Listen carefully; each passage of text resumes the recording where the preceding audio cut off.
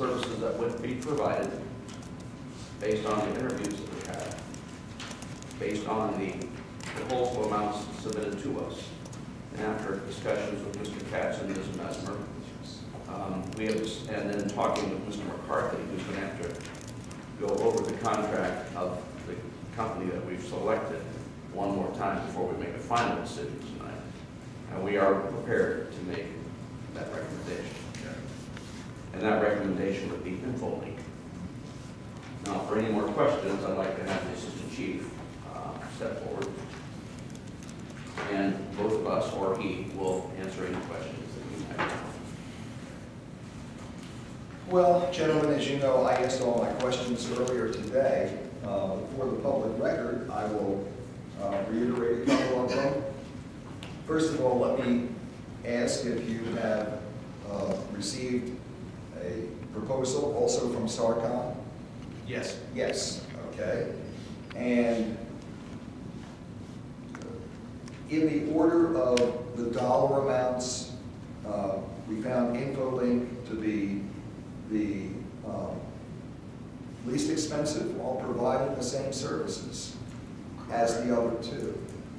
Now, there were actually three altogether, but one of them did not have experience in the fire department software, which is Firehouse.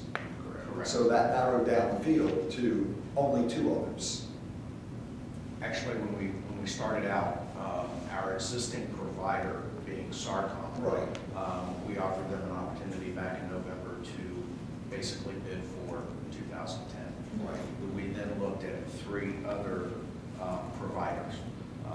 We looked comparing everything the same, basically with what we're being provided currently by Sarcom, with some reduction of on-site hours. Because of the work that they did, we felt that we could reduce those on-site hours, get more done remotely, system monitoring, but also on-site, but we reduced those. And I believe average of 16 hours a week over a whole year. It may be more in some weeks than others, but at the end of the year, on average, 16 hours a week over 52 weeks. Those other providers, one of which did not have individuals experienced in our firehouse software. So that provider, naturally we took them off of the list. So that brought us down to three. Sarcom, we went back to them at your request to make sure that they provided us a quote for 2010. We met with them, they did. In reviewing that quote, one of the things that we had to look at again was individuals' experience with our firehouse software. While they have had an individual that has assisted us, that individual has contacted firehouse tech support for a lot of questions and things like that. The individual that has worked with us, yes, while having that experience, we felt these other two providers, to look at them, they had individuals that were trained in firehouse, were trained in local EMS, that they could provide to us to maybe take care of some of those technical problems without having to immediately go to firehouse tech support. So now it really, that takes Sarcom out of the picture when you have these other two providers now that have that. And then in looking at that, they both could provide the services that we needed. So now it came down to not only most responsive, but best price. Yeah, right, exactly. And we talked about comparing apples and apples with each one of them, making sure that we were asking the same questions and had the same criteria for each one. We did that across the board, and those providers even came back and met with us a second time.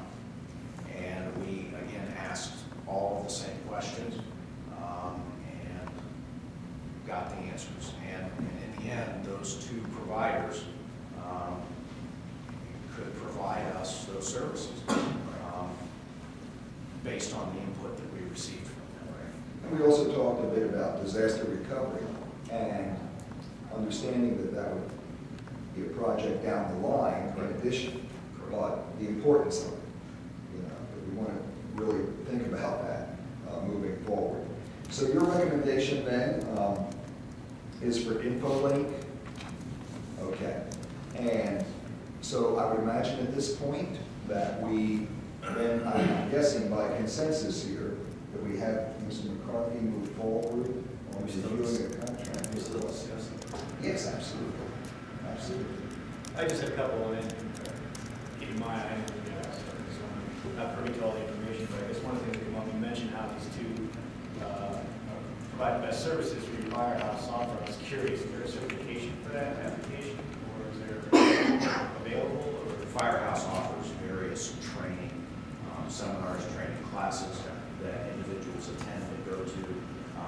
They receive that support training. Okay. Taking away certificates or whatever, but they do attend and obtain those. It's also obtained through experience. And in speaking with both of those providers, they not only have individuals who have attended those courses, but have also had experience with that software. Okay. And experience is also very important, not just to attend trainings, but also to have that experience. And both of those providers have that. Okay, great. The only other thing that stood out reading through this, I just want to make sure, obviously we're not to the contract side of it yet, but it does mention that, like you mentioned earlier, 2 days on-site, 3 days off-site support.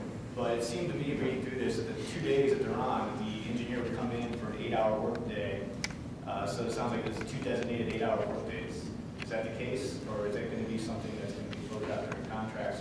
The only reason I'm asking is because if an emergency pops up that they can't handle from remote time, do they only use their 16 hours on 2 designated days and not able to come in and support it that week? No, I'm sorry, go ahead. No, I just want to make sure there's no additional cost because of that, that came in above and beyond their 16 hours. No, and speaking with both of those providers, we expressed that on average 16 hours a week over 52, and both providers told us that, if they spent more time, that it wasn't going to cost more.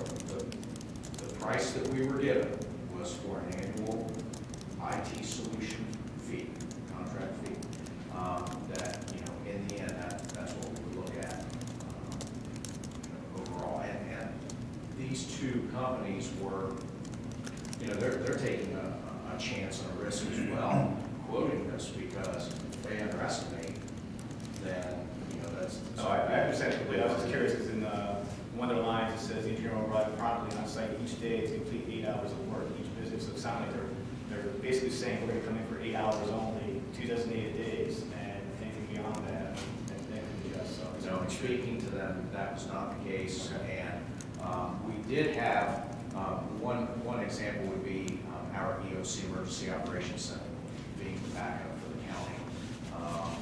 That if we had to open that it was understood that we would call them, they would come in to assist with any test support and things like that. And that would be additional hours. Okay.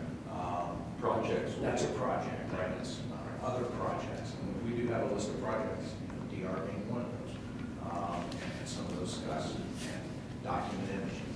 And while both said that they would provide guidance with that and information with that, and when we decided to move forward with those projects, that there would be additional costs involved.